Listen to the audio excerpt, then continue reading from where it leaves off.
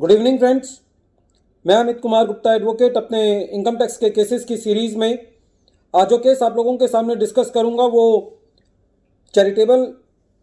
Organisations पर है। Case का नाम है commissioner of income tax exemptions and another versus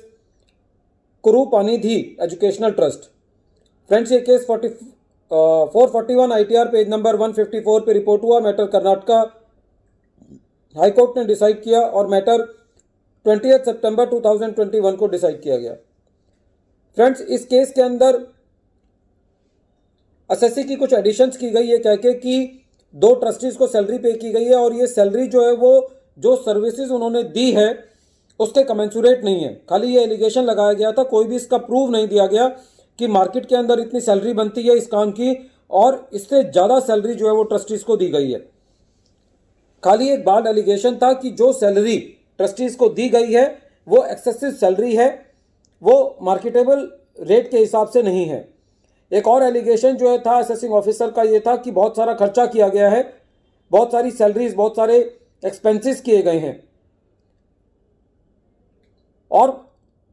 SSC को सेक्शन 11 के अंदर पूरा बेनिफिट ना देते हुए एडिशंस किए गए।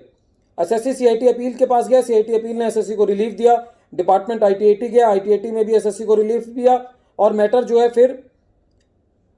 कर्नाटका हाईकोर्ट के पास जब आया तो कर्नाटका हाईकोर्ट ने भी सीआईटी अपील और आईटीएटी के ऑर्डर को विदहेल्ड रखा और ये कहा कि यदि आपको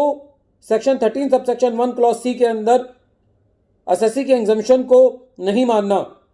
और ये कहना है कि ये सैलरी जो है वो जस्टिफिएबल नहीं है ट्रस्टीज की, तो खाली एक एलिगेशन लगाने से काम नहीं चलेगा। आपको ये बताना है कि मार्केट में कितनी सैलरी बनती है, आपको कंपेरेबल प्रोड्यूस करके देने हैं। एसएससी से कंपैरिजन मांगना है कि बाकी एम्प्लॉयज़ को कितनी सैलरी आपने दी, आपने ट्रस्टीज़ को कितनी सैलरी दी, ट्रस्टीज़ की क्या क्वालिफिकेशन है, बाकी एम्प्लॉयज़ की क्या क्वालिफिकेशन है और आपको एक कंपैरिजन देते हुए बताना है कि किस तरीके से ट्रस्टीज़ को एक्सेसिव सैलरी दी गई है। इस केस के अंदर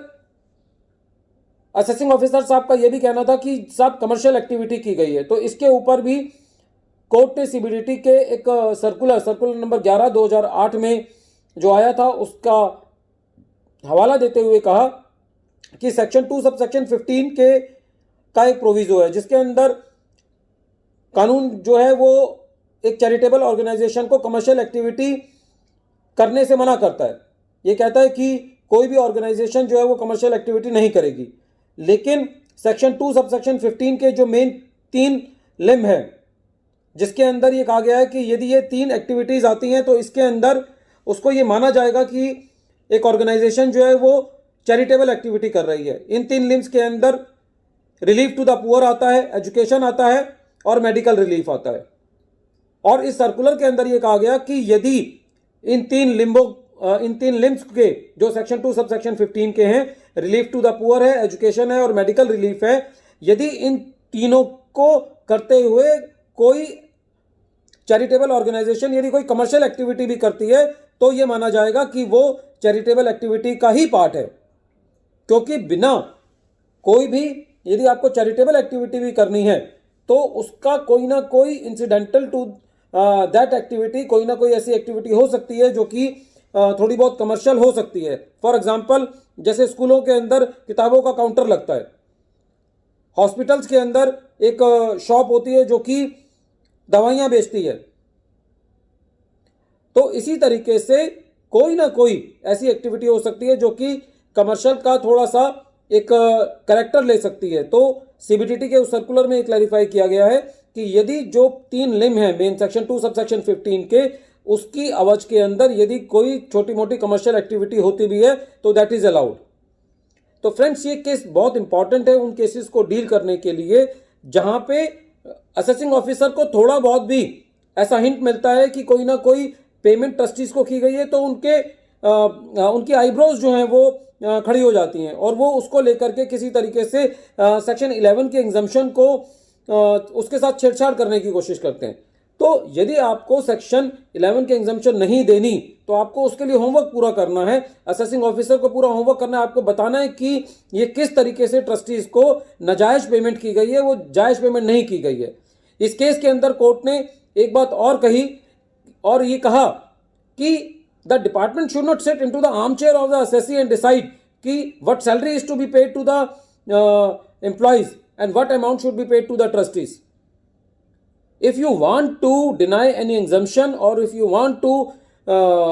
disallow any expense, then you have to brought on record some relevant evidences, some comparisons that this much amount is in excess to the market prevailing rate. So in this case, whatever the additions have been made by the assessing officer during the assessment proceedings that were deleted by the CIT appeal, ITIT and by the High Court also, and the decision was given in favor of assessee. Friends, this case is very important in understanding the provisions of section 2 subsection 15 and section 13 subsection 1 clause C. Friends, I advise you or I appeal to you that please read this case fully so that you can understand the full context of the case, and I also request you that do not act on these videos directly without going to the whole